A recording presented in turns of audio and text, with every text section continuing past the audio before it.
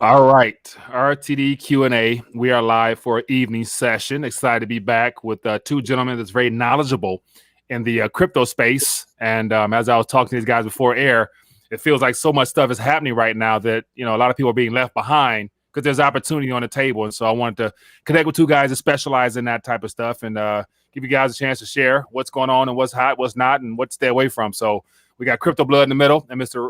Alan Henna on the other side. So gentlemen, how we doing? Good, man. Glad to be here. Yes, yeah, sir. glad Always to be here. enjoy my time on RTD in the D, baby. Yeah, man. So Alan, I forgot to tell you that Mr. Crypto Blood, I think you know he's from Detroit as well. So if you didn't know that, so we got two Detroit natives. So okay. So I'm in Detroit connection Pittsburgh, again. so. Oh, Pittsburgh. Okay, great. Yeah. All right, man. So we live, man. So excited to be back for another live stream. And so tonight I wanted to just do something a little bit different because, you know, I've never, both of you guys know, I've never, you know, outright encourage and steer people in that direction towards the crypto space. But I tell people to be open. I don't know why. I don't know why either. I don't know why. So perhaps after tonight, I might have to shift gears. But the thing is, it's one of the things where if you head that way, you're gonna have to stay up on it. You know, would you say? Or you rather yes or no? Out of the bag and sitting on it. I would say I'll let Crypto Blood speak up, you know, but I would say you have to. What's your thesis? Where are you going? Are you trying to go in and get in and out? That's a lot of what's going on right now. Or are you just picking some certain coins or tokens that, for whatever reason, you believe these are going to have some use in the future, and then you just hold those long term, or even you use them? A lot of what's happening right now with DeFi is people are actually using stuff. That's why it's going crazy, because people are using stuff. Yeah. That's right. That's right. Yeah, for me, I think it's pertinent for individuals to learn about this new financial system that's being built in front of our faces. So I think as a long-term play, Mike, it's very important that people start understanding what's going on. Now, the DeFi, which is the topic we're going to be talking about tonight, is a little bit more advanced. In most scenarios, they have some CeFi solutions that, you know, we can talk about tonight for individuals that may not know too much about what's going on. But I just think this is like a watershed moment. We see what the Fed is doing. I know you cover that all the time on your show. It's more important than ever to have people understand what's going on in the crypto space and blockchain. Yeah. And let me add one thing to that, because I posted this on LinkedIn. Actually, the way I look at it is, you go downtown to any city, I don't care, you guys in Detroit, I'm in Pittsburgh, New York, you see all those buildings, right? Those buildings got people in there, and they got okay, you're right. But they built all these buildings, and I mean, honestly, the pandemic kind of fits into that on a larger arc. But what I'm saying is, you have all these buildings, all these people, all these legacy systems in there. I've worked in enterprise. The idea that the financial sector, the insurance sector, and even the healthcare sector is going to be able to rewrite anything, because it has so much legacy debt, technically and business process wise. So what's happening right now is you got DeFi essentially replacing people, buildings, and most infrastructure with smart contracts and developers and code. And this is the first iteration.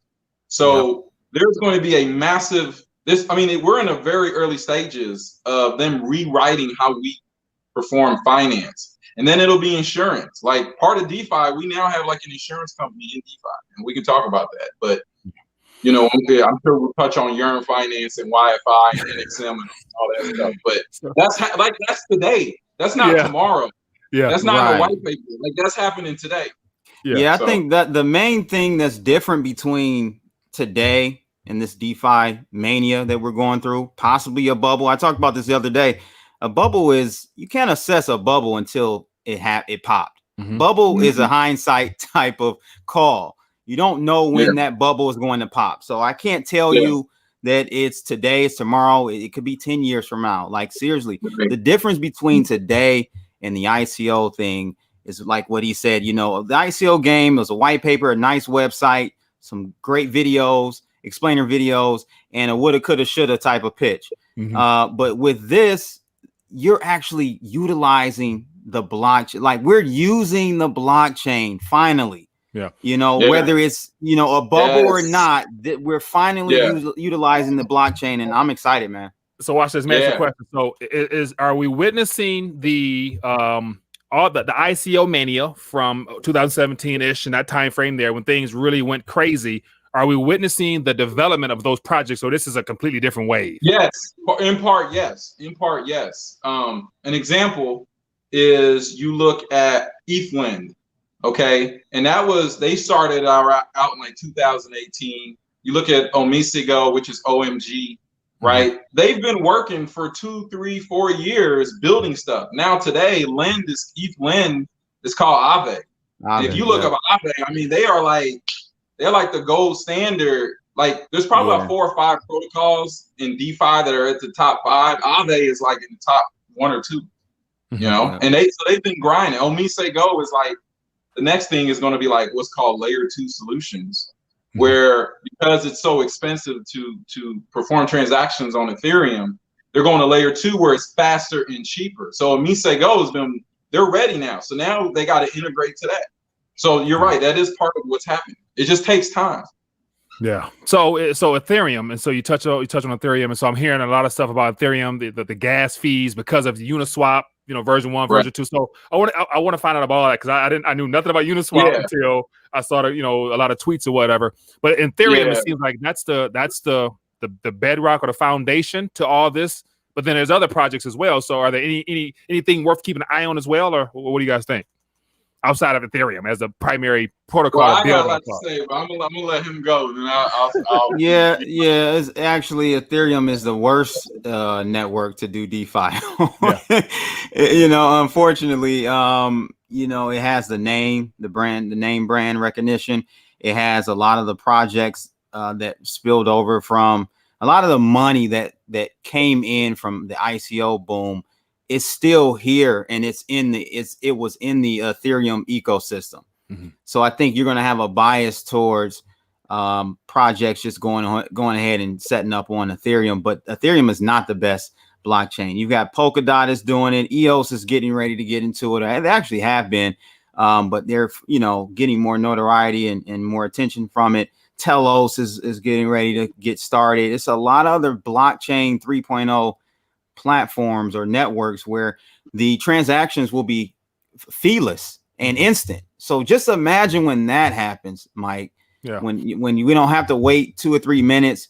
I wasted the other day $140 on 3 transactions that failed. So I didn't even do what I was trying to do. You better up that gas. I did, man. I did. So it's just, it's crazy right now. I think it just shows you what mania we're in with it. But again, just because we're in a mania doesn't mean it will stop tomorrow. I think there's still opportunity for, regular individuals to really take advantage of this. I don't know, for the foreseeable future. Yeah. Now we have, okay, before we answer your thoughts, we got a little super chat here from Mr. Vince Grant. It says, what do you gentlemen think of Theta coin?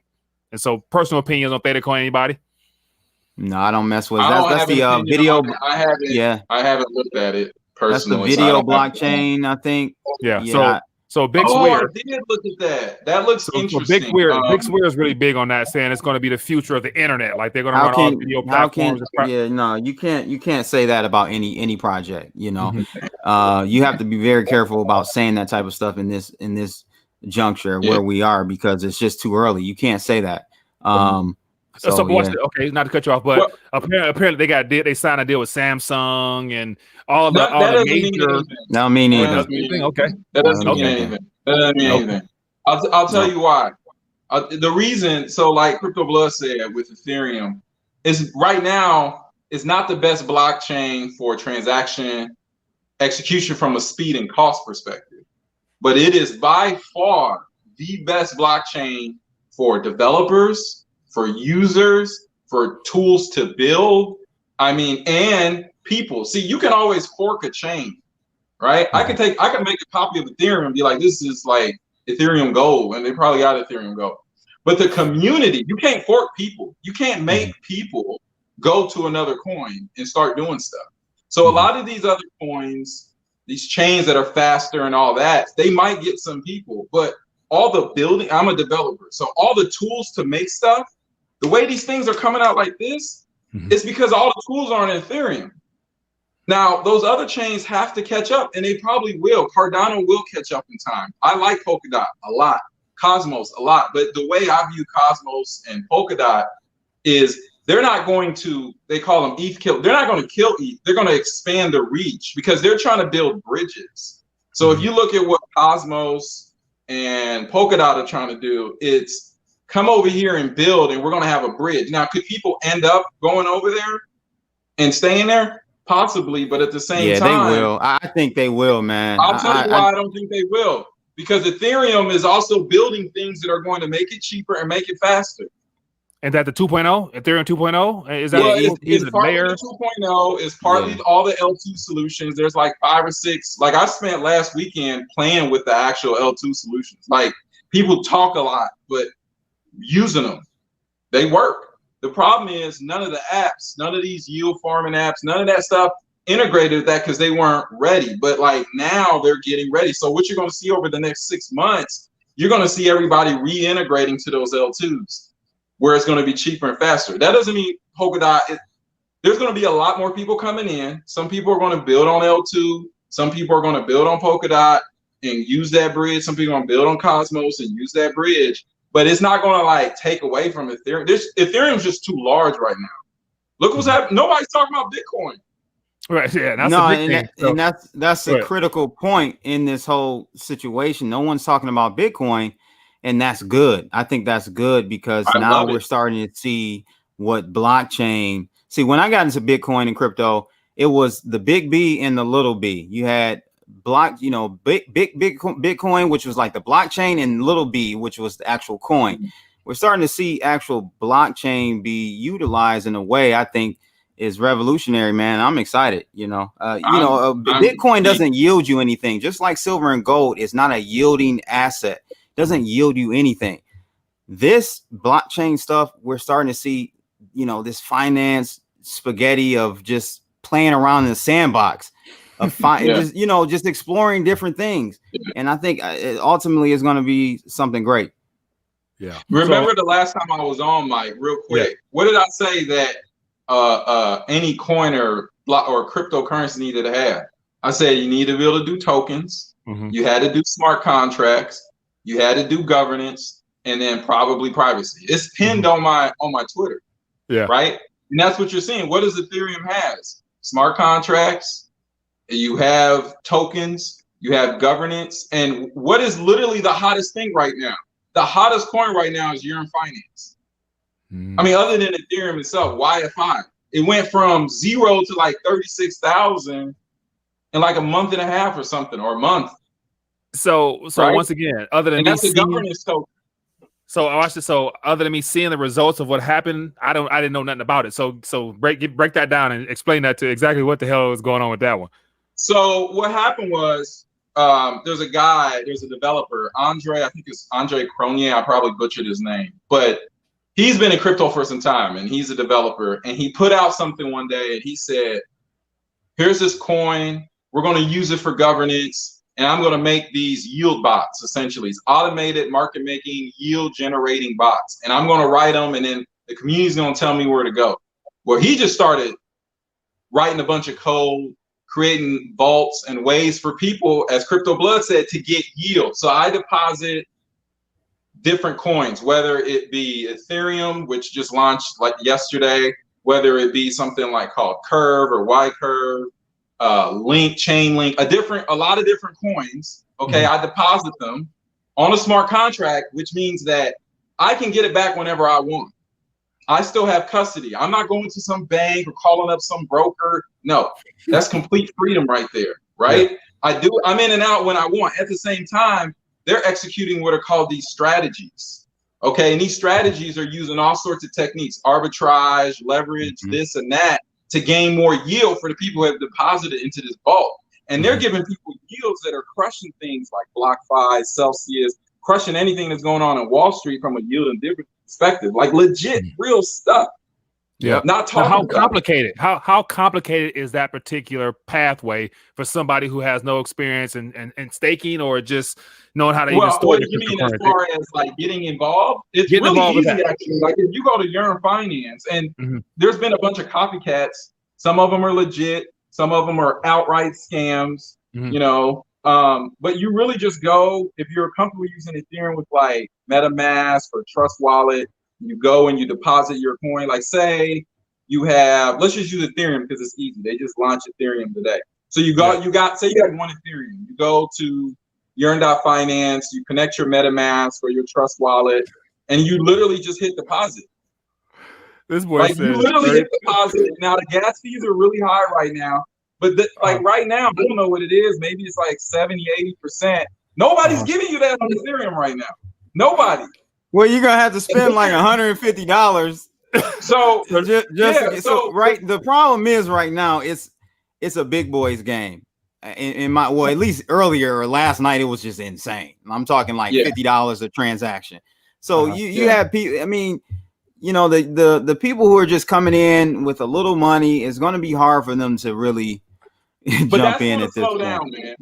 I think so it'll slow down. I'm looking at this and it says, you know, it's Yearn Finance $32,000. Like, don't pay attention to so much to the price. You got to look at the outstanding tokens. Okay, there are only 30,000 tokens. Well, hold on a second. Okay, I didn't see that. Hold on a second though. So let me tell you. So that token absolutely blew up. Absolutely, like nobody, like and nothing.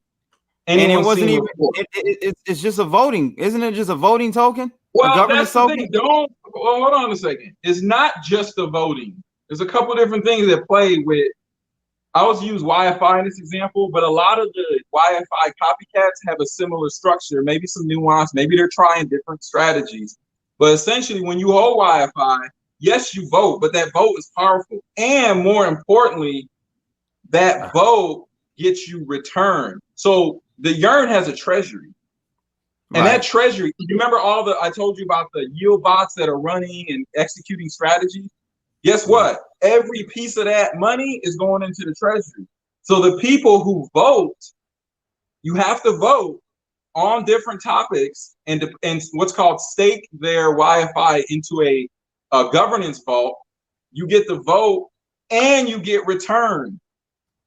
So you're getting, think of it like a stockholder or a dividend, right? You're like a class A holder. So I didn't get into Yearn. I didn't get into Yearn, but help me understand this. So you're telling me that I can't earn yield without the Yearn token? No, it's two separate things. Specifically with Yearn Finance, if I've got Ethereum, I think they got Chainlink, they've got whatever, I think they got like 8 or 9 coins. If you just got those coins, you can go deposit and get your return, right? Right. If you have Wi-Fi, you get to actually influence a lot of the decision making that's going on. And when you deposit your Wi-Fi to vote, you get money, part of the revenue that Yearn is generating. So here's an example.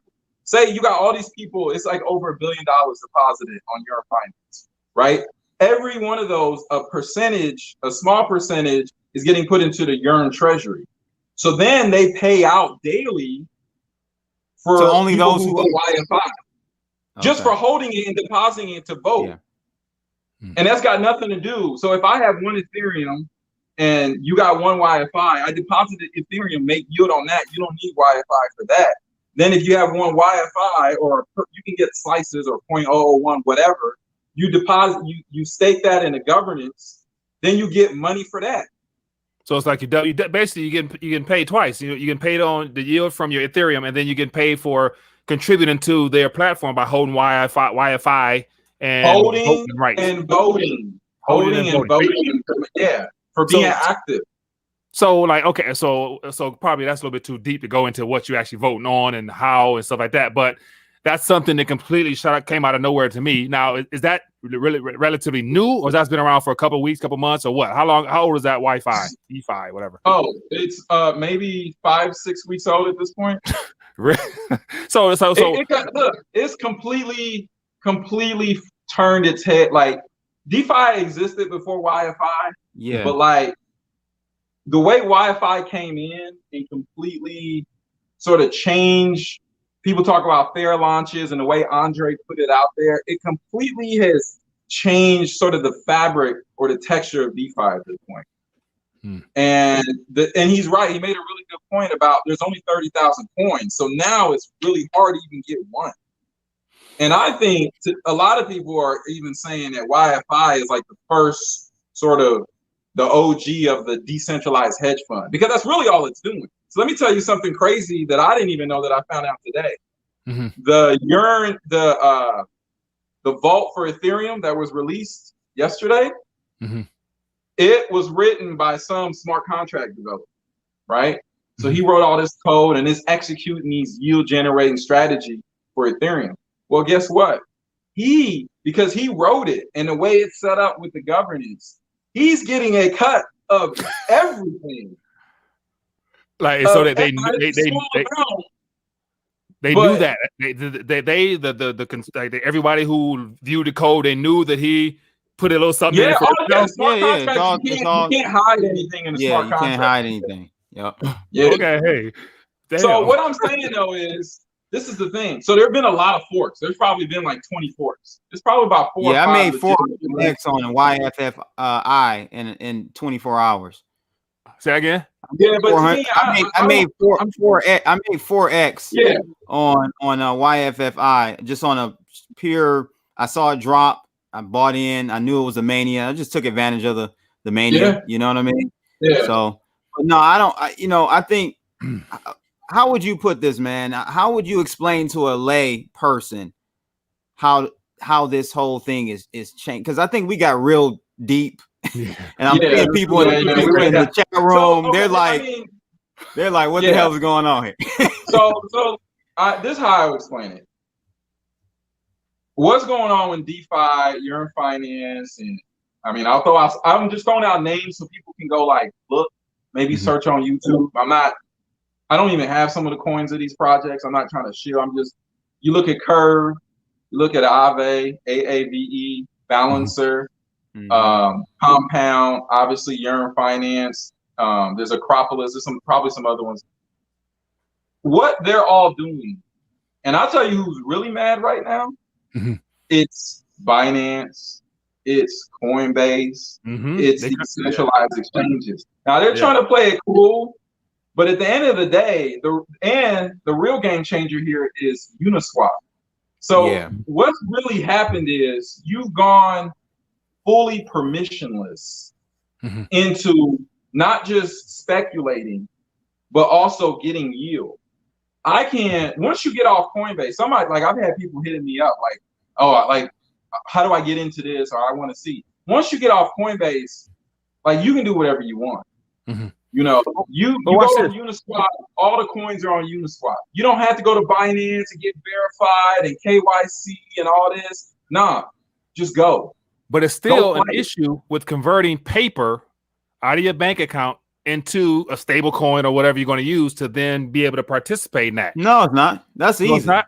No, that's the easy part. You can use, I don't use Coinbase, but a lay person can go on Coinbase right now, buy a USDC. That's the only stable coin. Well, they got other ones, but USDC. No, they got like 4 or 5. They got a few of them, but you can USDC, and then you can ship that over to Uniswap and get busy.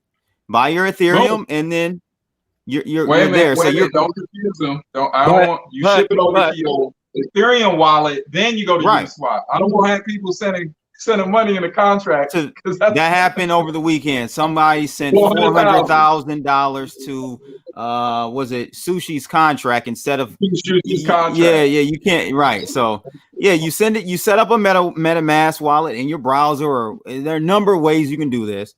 But man, and now you're out there ready to go. But again, I think that people should probably go the CeFi route first, just to get their feet wet with Celsius, and they got just to understand the concept. To me, because you can lose all your money if you don't know what you're doing. I agree. Yeah. This is what I would say. Celsius is fine. I like Celsius. I got nothing bad. Mashinsky's running I mean, full disclosure, I've done some work for Machinsky. I got nothing bad to say. They're a very well-run organization, very reputable. I mean, just good. That is like he's calling CFI. So they do take custody of your coins. Okay. And they're going to do them. They're going to give you some return, and they're reputable. They have insurance, all that. Okay. Yeah. If you want to sort of take it to like the next step, to me, I'm very comfortable with like an Aave, right? Because you can lend your money out like on an Aave. And Aave just got their money license from UK, which is big. Aave is about to do real big things. Yeah, they are. You know? So, and you go to Aave, and it's really, really easy. Like they have the rates, they have the borrow rates and the lend rates. And if you've got DAI, they might give you 5% or X% or whatever. You know, would depend on whatever coin you have, and you deposit it. And then, so here's the interesting thing. Now, I'm keeping it simple. You can just deposit. Say you got 100 DAI, it's $100 or 100 USDC or USDT, which is Tether. You deposit it in an Aave and say it's 5%. You're earning your 5% APR a year. It's better than you're gonna get sitting in the bank. Yeah. Okay. Not in a regular commercial bank. They're not gonna give you anything. Okay. Now, if you want to get cute, what you can do is, hold on, I gotta tell the people. I gotta tell them what you can do is. You should say if you want to get ugly, not cute. No, it can get ugly, bro. Well, hold on. I just want people to know is you can then leverage. If you got that $100, you can then there's a slider on Aave that'll say something like use this collateral. So then what you can do is you can take that $100, and I don't know what the LTV is. Let's say it's 60%. I don't know what it is for USDT, for instance, or whatever, any of the stable coins. Let's say it's 60%. You could then borrow from yourself $60 and go do something else, or borrow $60 worth of Ethereum and go do something else. So that's yield farming, correct? No, well, no. You might take that Ethereum and go yield farm with it, you know. Yeah, so yield farming is a little different. It's like I almost gonna talk about you. Yeah. Okay, but that's where all the money been. You don't want to talk about it because that's where we making all the money right now. Hey, well, watch this. For the average person on this channel here, they're not that deep in the game. So watch this. So here's a question here from Mr. Vince Grant. He says, I have 10 Bitcoin. I'm willing to take 3 Bitcoin and buy one of these. I know it isn't financial advice, but I'm willing to do it. What do you guys think? What are you talking about? We're talking about Yearn Finance a little bit earlier. I think this is when you let me tell you something. This is not financial advice, but I would do it. Okay? I'll tell you why. I think Yearn Finance is one of the biggest things that ever happened in crypto. I mean, Crypto Blood will tell you, like, we've never seen anything like it. And people gonna throw out a lot of big numbers. Okay? Listen, Mike Novogratz today admitted that he got a piece.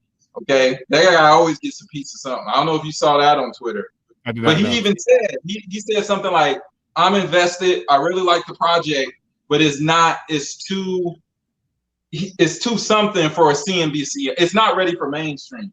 But my whole thing is this: you want to wait until Wi-Fi on Coinbase? Do you want to wait until because it'll be $100,000, $200,000 token. At that point, and again, people, but Mike, you laughing, but there's only 30,000 tokens, so right. That's what I'm saying. Like you can't agree now. They can get out of control. Like Yearn could really get out of control on the price. It really per price per dollar per token, I should say, because it's so limited. So don't So watch this. So a part of the scarcity of it. So right then and there, they're creating a artificial demand that led to it pumping so fast and so hard. Is it sustainable? You know what I'm saying? Like, is it? I mean, like, that's what I'm saying. You have to look at the market cap of it. It's very small. Yeah, and that's very small. It's a plus and a minus. It's a plus you're in 5 weeks ago, but it's one of the things where now it's semi sketchy of like, you know, so am I being greedy by going in and chasing it now? Or that's what people were telling me back in 2013 when I was trying to get them in Bitcoin, and it was $85. They were like, this $85 for this? Yeah. What is it? Let me tell you. Let me give you an example. If you look at the high of the bull market from 17 and early 18. Okay, Tron. Now I'm not talking bad about Tron, but a lot of people think Tron is a horrible project. Okay, Tron got up to $15 billion market cap. Okay.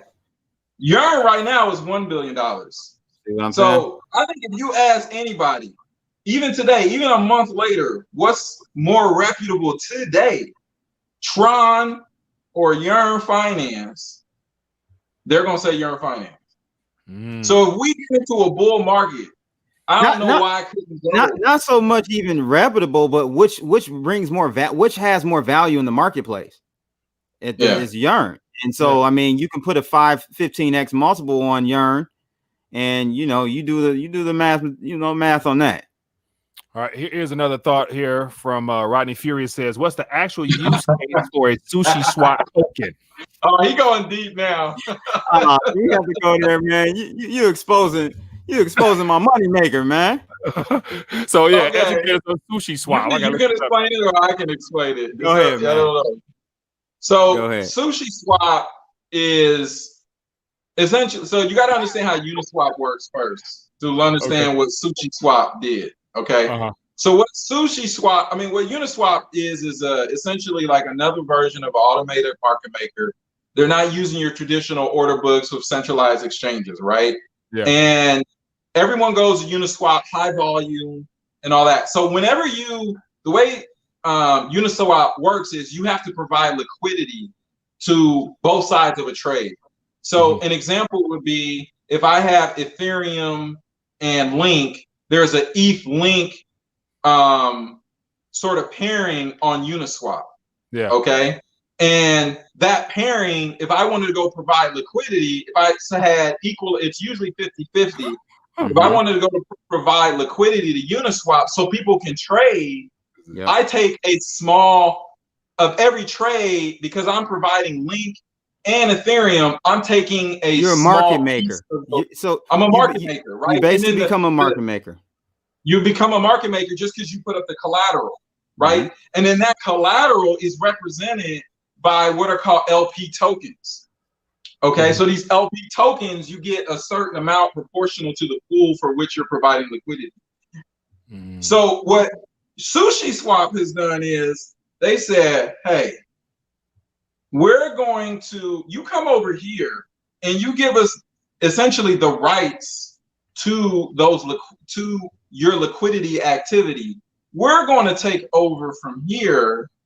And for doing that, not only are you going to get the same fees you were getting before, but we're going to put somewhat of a multiple on there, and we're going to give you these sushi tokens. And with these sushi tokens, you can buy or sell them, but you can also vote with them. Yeah. And you can say, so today, what passed either today or yesterday, I think it was yesterday, they said, what are the next 5 coins that we are going to add to the sushi farm? And they added like Curve and Serum and some others, but people voted. So you go to the governance portal and see where people voted. So there's value in another coin being like, well, shoot, we want to get on SushiSwap. So I'm gonna go buy sushi coins to vote. Right.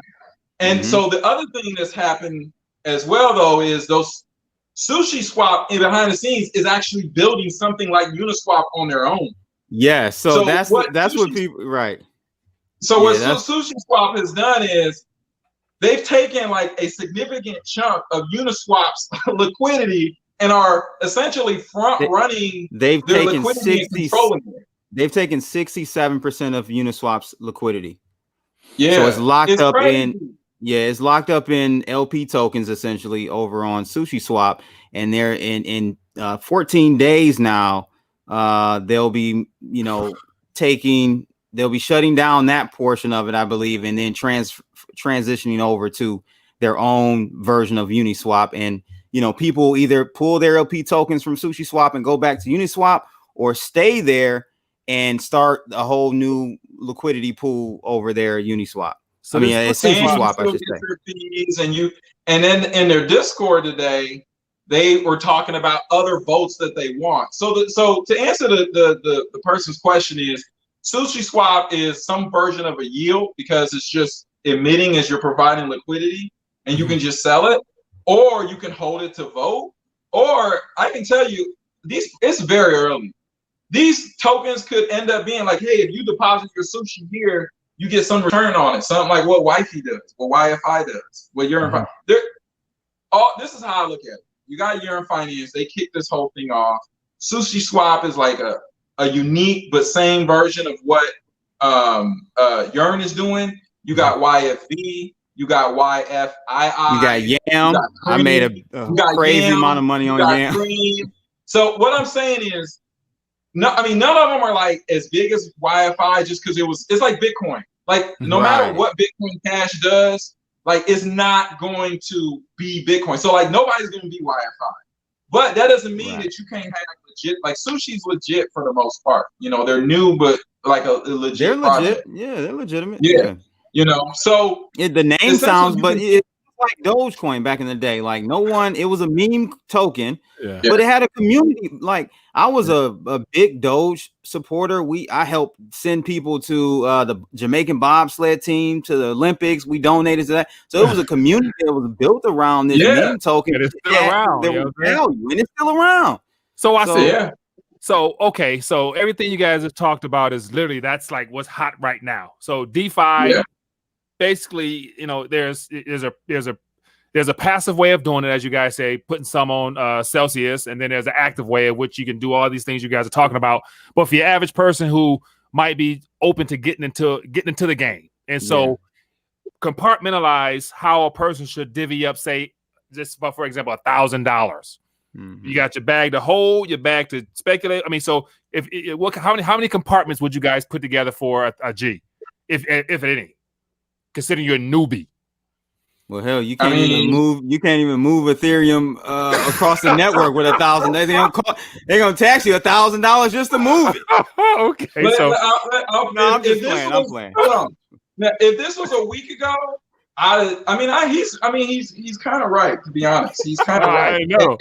So, but I would say, hell, at least buy one Ethereum. At least buy one whole Ethereum and just okay. Yeah. So about Ethereum, yes, Ethereum's gonna see. You're gonna see. Yeah, I would buy Ethereum as a proxy bet or hedge or play on the DeFi movement, because let me tell you, and he can even attest to this, we need Ethereum every few hours playing in this game, in this DeFi game, whether it's to transfer or to add more liquidity to a pool. You have to have the same amount of ETH tokens in dollar value as the token that you're looking to add liquidity to. So it's just, man, I see Ethereum, and I'm not I don't like Ethereum, but I see Ethereum going to $2,000 a token easily within 6 months. I mean, I can see it. If this DeFi thing keeps going, man, it's just going to continue to go up because there's actual demand for it. They need it. These people need it. Have it. You gotta have it. Okay. Listen, so every time. Yeah. Go ahead. I was just saying, every time I get on, I'll be like, okay, I'm going to hold some Ethereum back because I'm going to need it. I'm going to need it every time. What do I end up doing? Pulling up Coinbase, getting some more Ethereum and sending it back to my wallet, because you just end up, even before the gas fees got crazy, which really they've been high, but I mean, they've got bonkers in the yesterday and the day before, man. But even before, I don't even want to say how much I spent. It's been fine the last couple of weeks, I would say, for the most part. Not like crazy, not like all day like it's been, but you need Ethereum. So, McLovin said ETH equals cocaine. Yeah, that's true. And the other thing about Ethereum is, I'll tell you what's coming over the next 6 months. Okay, the Yearn Finance Ethereum vault is going to get a lot of people locking up their Ethereum into that vault because it's giving them a return. They're just going to do it. Like, all right, I'll go in there. That's one. The second one is there's what's called EIP. I think it's 1559. And what they're essentially going to be doing is burning Ethereum for transactions, some portion of the fee. So what that's going to do is going to, as a new Ethereum's created every day, if the network utilization is at a certain level on Ethereum, it's going to actually result in less Ethereum than the previous day. So it could end up, depending on the network utilization, making it deflationary in some scenarios. to where, say, if I don't know the specific numbers, but they were pulling out some stats today. Someone showed that, like on a day like today, the number in a 24-hour cycle, if that EIP 1559 was implemented, we actually would have had slightly less Ethereum after 24 hours, even though they admitted some, but because of the burn fees, they can calculate how much would have been burned. So it could keep it flat. And so essentially it really cuts into the Bitcoin narrative about like being deflationary. And at worst, it's going to give it a lower inflation rate than even Bitcoin. And that changes the conversation around money. There's been this whole movement in the Ethereum community, and I'm not an Ethereum maximalist. It's the best place to do stuff right now. There's been a whole movement about ETH is money.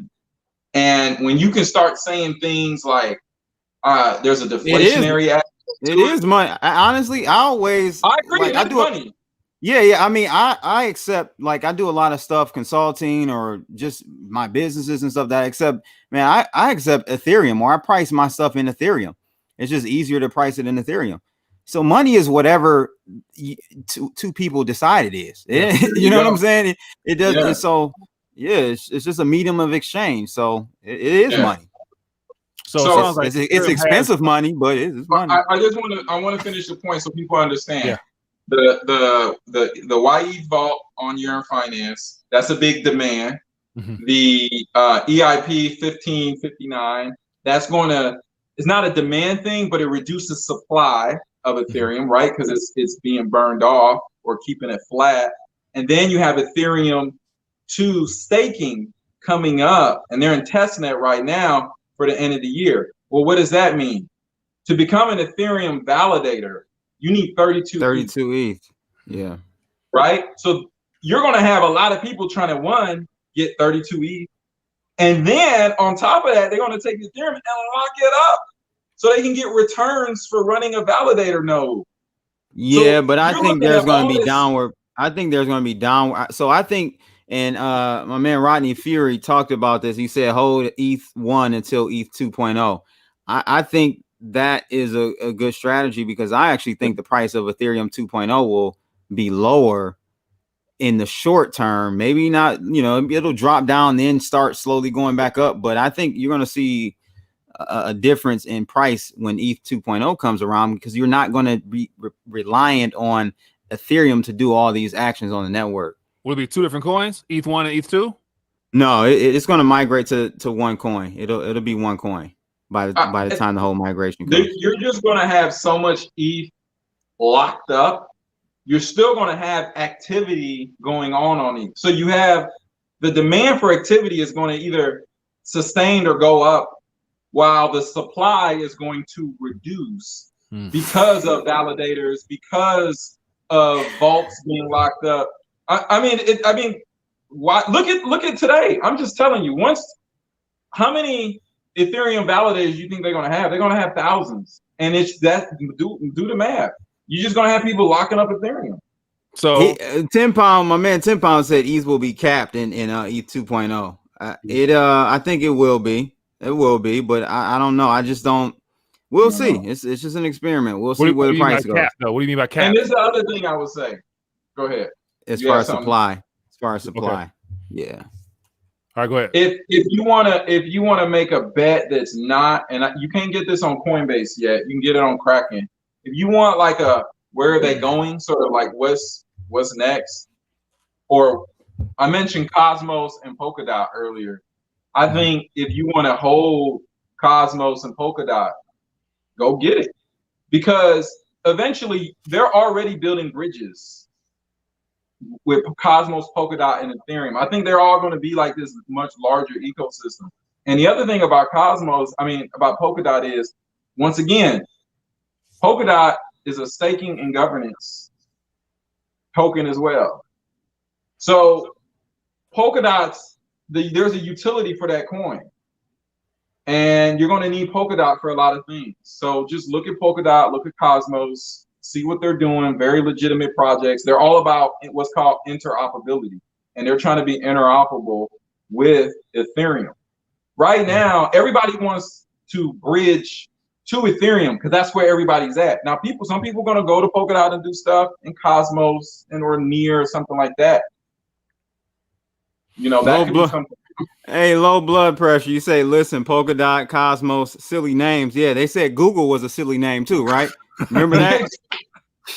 Come on, low blood. You better look up Polkadot. You better get with crypto blood. Hey, man. Oh man, good stuff. So man, yeah. Man, so you got some funny comment. I'm just watching this channel. The chat room is going, girl.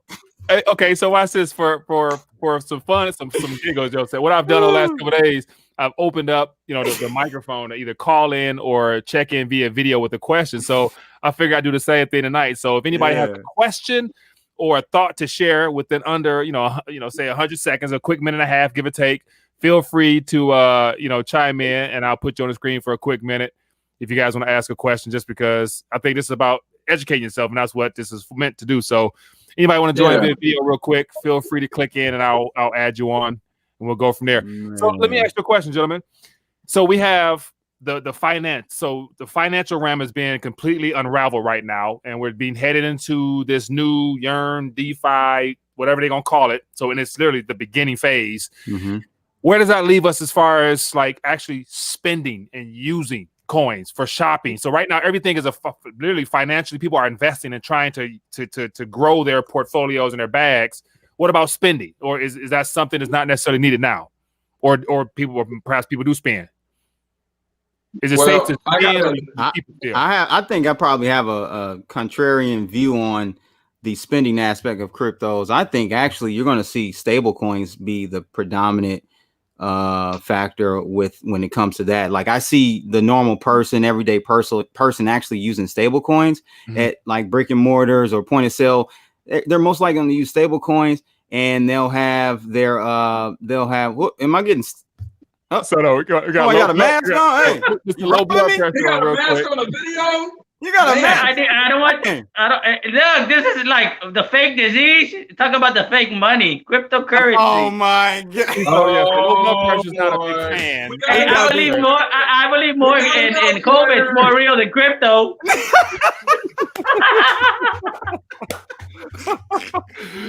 Low blood pressure to the building, man. I knew there had to be low blood pressure, man. Hey guys, how's it going? What's going on, man? Give us up. What's on your mind, man? Give some talk about as you put it, cryptocurrency. Cryptocurrency. I'm a crypto hater. Okay, I don't like this stuff. I think it's a scam. But I gotta admit, I don't have as much education as you guys, so I'm not gonna say I know it all. You don't need education, bro. But how? What I don't understand is how do you enforce the smart contract? What legislative body's gonna? If I scam you on a smart contract, who's gonna enforce that? What do you mean by smart contract? Yeah, I always hear people saying the fancy words: smart this, smart that, smart contract. Maybe I just don't get it. But you go into an agreement. It's a piece of code. It's a piece of code. Go ahead. No, go ahead. Go ahead. Okay, let me tell you. Okay, two parties go into an agreement, right? Yeah. And one of them reneged in the smart contract. Say we're trading gold for crypto or whatever, and one party goes through and the other party doesn't go through or doesn't do exactly what the contract says. Who enforces those things? All right. Well, in a scenario like, go ahead, Mike. I'm sorry. Let's do it over air. So I'm gonna take you off and let's do it over air. Low blood pressure. Okay. All right. Thanks for the question. Thanks. All right, answer that real quick. Then we got another gentleman. Yeah, in his scenario, you would have it where both parties would have to lock their asset in the smart contract before it's actually initiated. So that's how you can't have one without the other. It will be that type of relationship. Yeah, I agree. It's the smart contract is the one that says, "Oh, you good? Oh, you good?" If we're not both good, nothing's going to happen. That's how you enforce it. And instead of a person, let me check your paperwork, like all this nonsense in a big building using old systems. No, you don't have that. You got your tokens. You signed that you own them. Are we good? Oh, we're good. Done. That's it. So, Good- and good then you know the Like an network is escrow, for right? executing. Dewan Trade says like an escrow, right? It's a digital escrow. 10 Yeah. pounds. What's Like, good, baby? y'all hear me? We good? I can, my man. What's on your mind tonight? Share a thought or a comment or a question. What you got? Yeah, man. It's this archaic thought about, you know, the old system being the way it is, continuing on. You know, like, have you guys heard about the new banking law that they just brought into order, like that they just brought to the floor? It's already written. What you know? What's Speed us about- up on That's that. I all didn't hear about this. Well, I think it's actually pre-written. It's not on the floor yet because there's a vacation going on Congress right now. Everybody's like, you know, In the Hamptons, Is yeah, it crypto- they're so stressed from working. crypto related or what? Or the Hmm? Bank for All Act? Or what are you talking about? yeah, exactly. The Banking for All Act, of course. Yeah. Okay, what is that? I didn't hear about this. Well, pretty much they're going to guarantee everybody a digital bank account, and this is going to be interoperable over the blockchain. And it's, Oh, okay. Yeah, that's part of Fed now. I've been covering that for a while. That must be part of Fed now, the new system. It's the new settlement system that's going to be instantaneous. All settlements and transactions will be settled instantaneous. And I'm from what I can see, it's going to be some type of blockchain that's utilized for that. So I can see that. Absolutely. That's supposed to be ready in 2024. 2024. We ain't gonna have enough time. They're gonna. Hey, by that time it's gonna. I'm gonna be. done and over with. Yeah, I'm. It don't even matter to me at that point. they're The way rolling this is out going. ASAP. They're saying that next stimulus payments are going to be using this system. Like they're going to, Interesting. yeah. So Let me see them. Let me see the government pull that off. They can't even give people checks, and they're gonna give people Yeah, that's electronic not gonna money. happen. But but you watch this. That bill he's referring to was presented to the Senate in March 23rd of this year, which means it was already well written and put out there. And so maybe the Fed already have the infrastructure set up because they're experimenting. They're telling us that they're starting to look at different chains or whatever. But Let me tell you something. once again, this is all part of their plan in the first place. Listen. Yo. Listen. They can pass whatever bill they want. Yeah. They can pass that bill today or a year ago. It doesn't matter. They don't have the infrastructure set up To do roll any it of out. this. They don't. the internet itself is pretty much built on top of federal contracts. So the fact that we're using this communication protocol, and not only that, the federal government also financed the establishment of TorNet. Like the Navy pretty much runs TorNet. Are we going to pretend like they don't have the infrastructure when TorNet literally? But you're saying that took, look how long that's been out though. Tor's been out forever. Yeah, of course. Right. So what I'm saying, what I think we're saying is that actually rolling something out to 300 million people, or let's just say all working class, 150, 160 million people, it's not going to happen. It's just going to take too long. It's not going to take. Look. It's not going to happen overnight. Is what I'm saying. Still ain't got their stimulus checks. Okay, don't talk to me about sending people electronic money, and people ain't even got their stimulus checks yet. And that's why many people haven't gotten their unemployment check. Media is hyping the Fed accounts up now, saying that because the archaic banking model is so old and outdated, we need to really get this thing cranked up. So they're putting the image or the facade that they are working on it now. Yeah. But once again, things get bad enough. Won't be surprised if one day that Stephen Newsom say that the Fed is ready to regulate. I'm just laughing at they're still trying to wrap their head around regulation for Bitcoin, and we done already moved on to DeFi. What right. they so far behind. Hey, man, I appreciate you for joining us, my friend. Before I go, I want to talk about that DeFi bubble because I got into Sushi and I actually made a substantial amount of profit, man. Like I followed that call. Hey, man, there you go. Thank you. Hey, there you go. But I gotta say though, these interest rates that they are broadcasting right now on SushiSwap, 1,000% APY, bro, unsustainable. 20 okay, but 20. But I'm taking out every 24 hours. I'm cashing out. So, take your profits. But let me explain something to you real quick. Why that you're right, it's not sustainable. I'm not going to sit here and pretend that it is. It may be sustainable for the next couple of days. It's going to be longer than that. I mean, even if it's 100%, that's way better than what you're going to get out in the street. So you think about it like this. If you look at the traditional finance space, they're very inefficient and they still haven't found a way to get yield. So yeah, the interest rate in dividends and your yield is going to come down in DeFi over time, right? At the same time, DeFi is going to continue to eat existing business models, and they're going to be inefficient. And then as they get more and more efficient and the yields come down, they're just going to keep eating and eating more and more of traditional finance. That's what I'm trying to tell you. You look at, they're adding collateral debt swaps, right? That was recently added to Aave.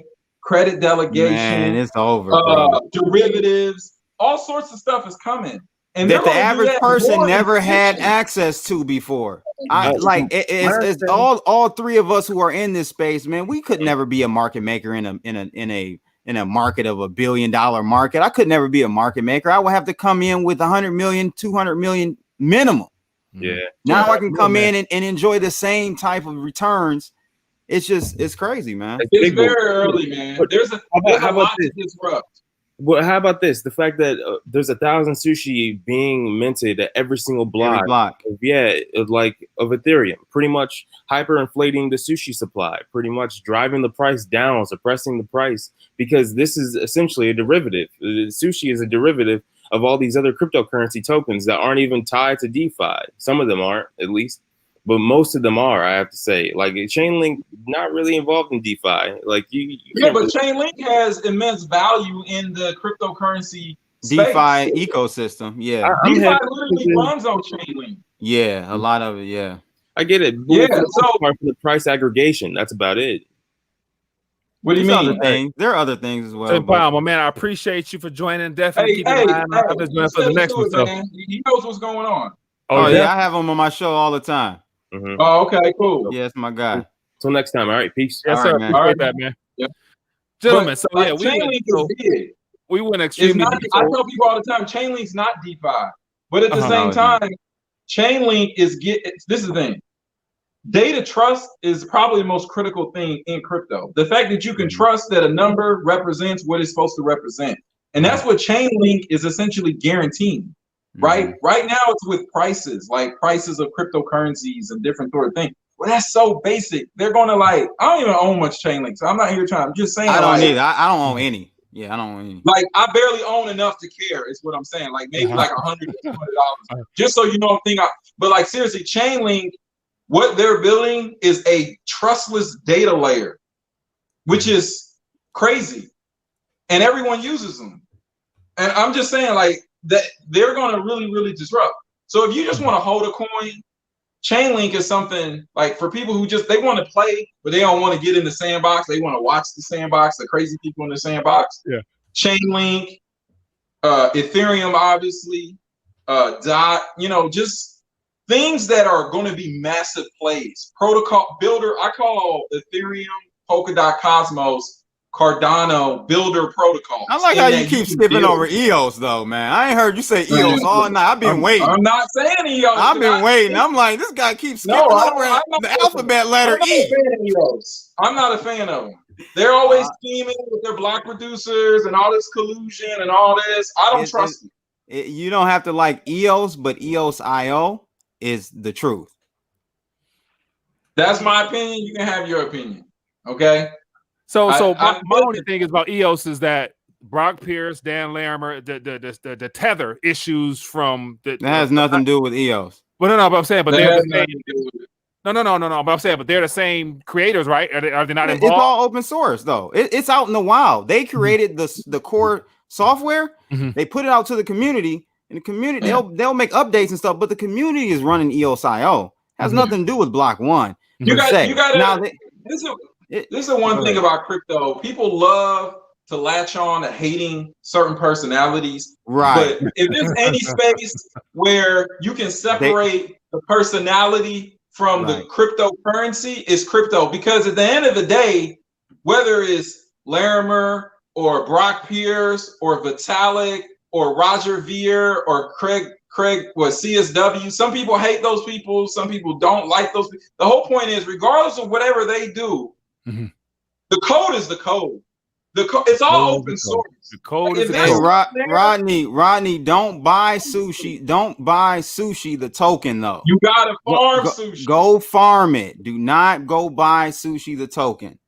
Save a man some money there. So we got another Vince Grant. So we'll go a couple more minutes, fellas, and we can dial back. Vince Grant, how you doing, my friend? What are your thoughts? What do you want to share? Hey, good. No, I'm excited about this year in finance. I'm just looking at it right now. I just picked up one. Damn. Yeah. I made the move, man. I'm like, I like these boys. Wow. I'm gonna make the move. Yeah. Crap. I just picked up one. Yeah. Wow. But I'm looking at the vault right here, and do you guys have any advice on this year in vault?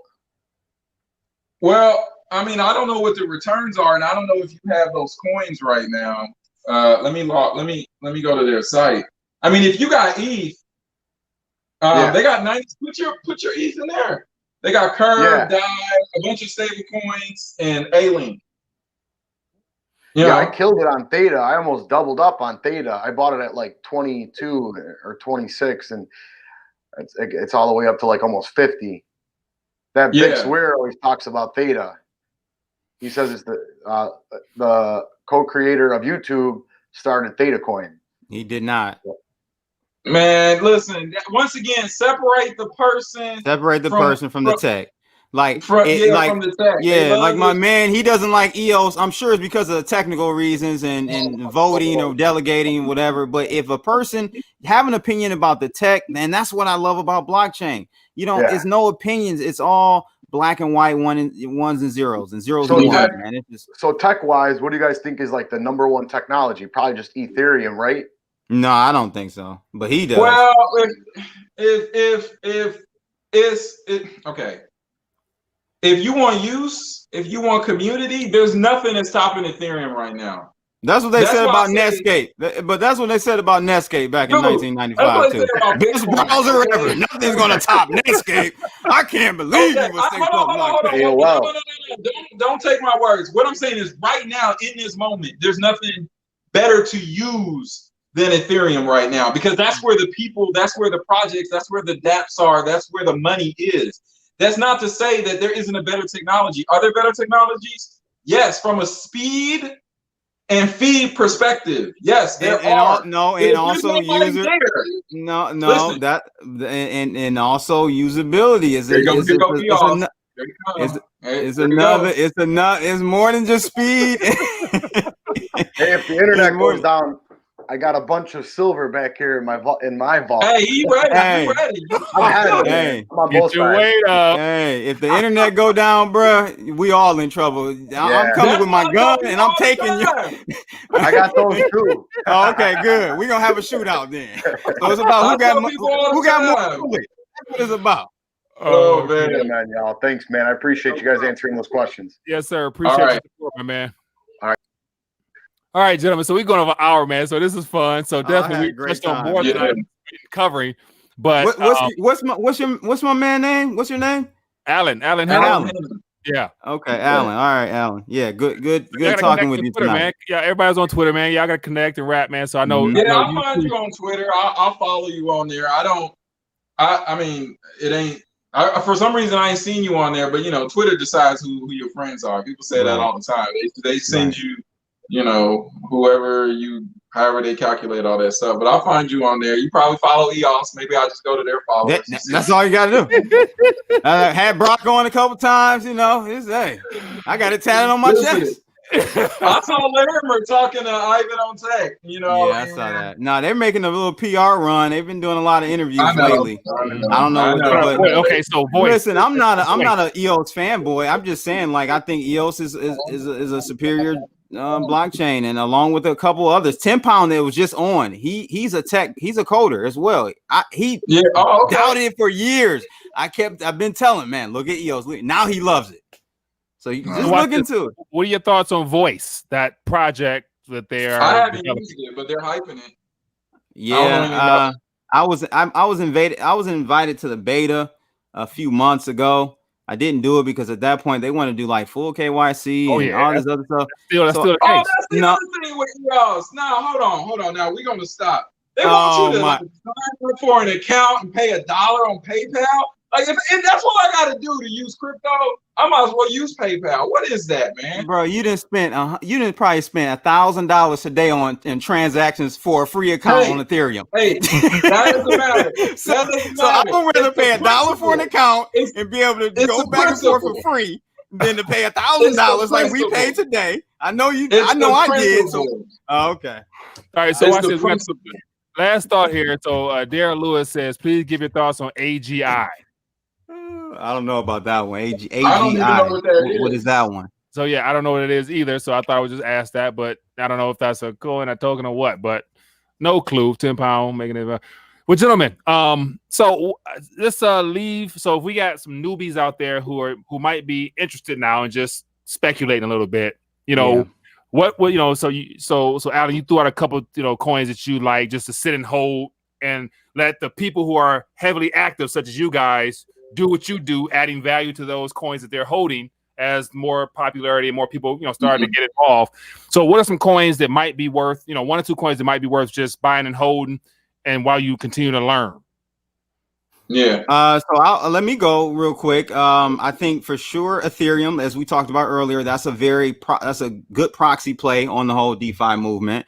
Telos, a big sleeper, market cap I think under 5 million or something. It's a sister chain of EOS.io or EOS.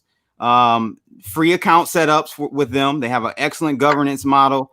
They're a sleeper. People should look into Telos. I'm sorry. And shoot, man, go get some Yearn. I don't know. Go just do your research, man, and follow Crypto Blood. I'll tell you what to do. He'll tell you what to do.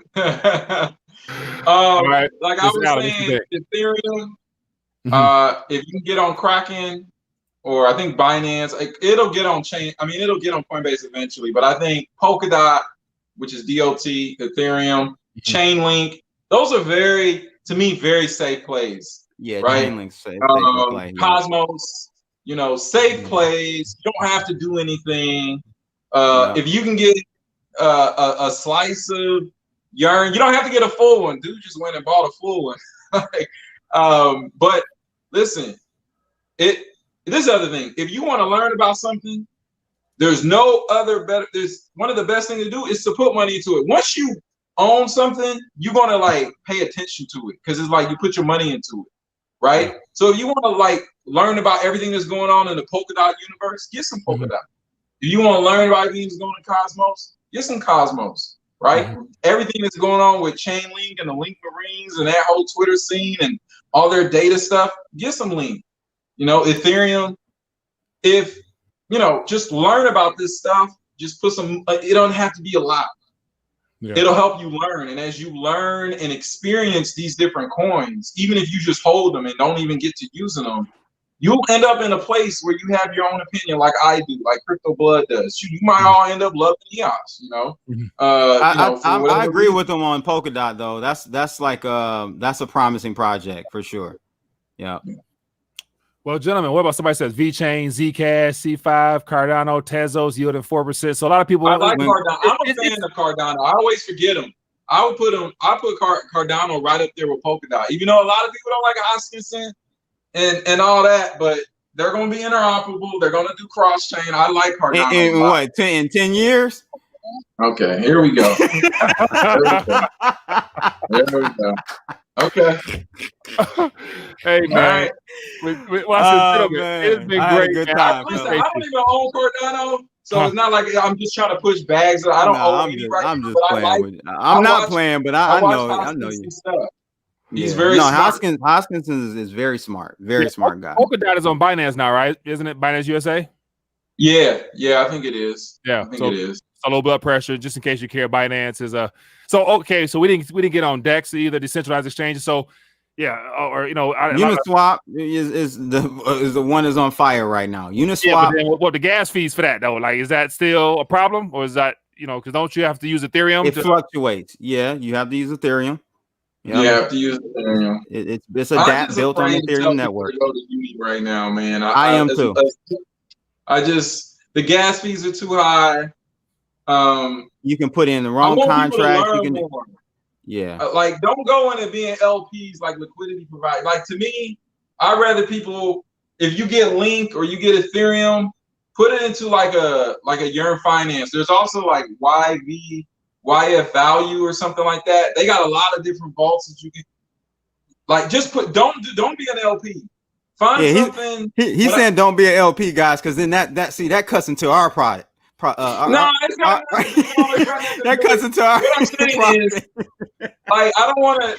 They get in there and they get into the wrong pool on some random project, and then they get IL or something like that. Impermanent loss. Impermanent loss. Loss? Like nobody told me about. I just deposit into safe stuff where you don't have to pair it and you get some return, and just keep researching and learning. Put it like this. Put in more time than you're putting in money, and you'll end up with a better place. Alan, you got low blood pressure. Say he's maxing out his credit card for Polkadot. Oh, he's maxing his credit cards out for silver all the time. I don't know about you, man. Hey, man. Didn't he call cryptocurrencies trash and said they were a scam? Cryptocurrency. He calls it cryptocurrencies, bro. He is hilarious. Watch this. We got one call. Let's take a call. Then we'll dial back, man. We've been here forever. But hello, caller. What's your name? Where you calling from? Hey, man. I'm calling from Santa Monica, California. A former Detroit boy himself. All right. Oh, yeah. Trader. So what's in your mind, my friend? What are your thoughts for these gentlemen? Or question? I'm just so impressed that you guys had so much language that I've never heard before, and that you're so way ahead of the curve. If I was next to you guys, I would be handing you my cash. You'll be rich. You'll be rich. How do we get in touch with I y'all? ain't saying all that. People try to give it. We got Crypto Blood on YouTube, so look for Crypto Blood. So my channel is more focused on. I just do more news related stuff, like macro perspective of the cryptocurrency markets. I don't shield coins. I don't typically talk about coins that I buy and stuff like that. So if you want to just find out more about what's going on in the industry, as from like a top level perspective, you can check me out on Crypto Blood on YouTube. Yeah, and then we got the real Alan. You know what? Real Alan Hen on Twitter. What's better than your breed is your beautiful red cap. Okay. The red wing. That's right. Hey, so yeah, I'm gonna do my best to have these gentlemen, drop on the channel more often and share some nuggets and keep you guys educated. So I apologize for waiting so long as things are heating up. I just couldn't help myself. I want to learn my dang self. So anytime, man. Anytime you want me on. You want to hear a great story? Whatever. All right, say again. I was at the dealer's this morning getting my BMW tuned up, right? Mm-hmm. And this kid pulls in with this like triple huge BMW I've never seen before. It sounded like a spaceship coming in. Mm-hmm. He's got Nashville plates on, and he comes over to me and says, "Hey, how you doing today?" I'm going, "Hey, I'm fine." He goes, "What's your name?" I said, "Hey, it's Felix," right? He goes, "Oh, my name is TJ." And I said, "What's going on?" He says, "Well, I just came out here. I'm running a hedge fund for a big Bitcoin firm." And I said, "Wow, well, give me a tip." And he said, "DeFi is the way on, and Ethereum is the gateway by which that's happening right now." So, yep, he's spot on. That's what we just talked about. Buy Ethereum as buy Ethereum as a proxy trade. All right, well, appreciate you calling and sharing your thoughts. All right, gentlemen. So, man, all right. Well, as always, that was fun, man. I enjoyed it. Let's do it again sometime soon. So, everybody tuning in, appreciate you guys for hanging out and all the questions and thoughts and chats and everything like that. It was fun. Hopefully, you left smarter than you came in, and that was the goal. So, I know I definitely did. So, about to go give you some Polkadot, some Chainlink, and everything else. So, but no, but gentlemen, appreciate you as always. Let's do it. Alan, nice meeting you. Mike, as always. I'll catch you guys. For sure. Be good, guys. Holla. All right.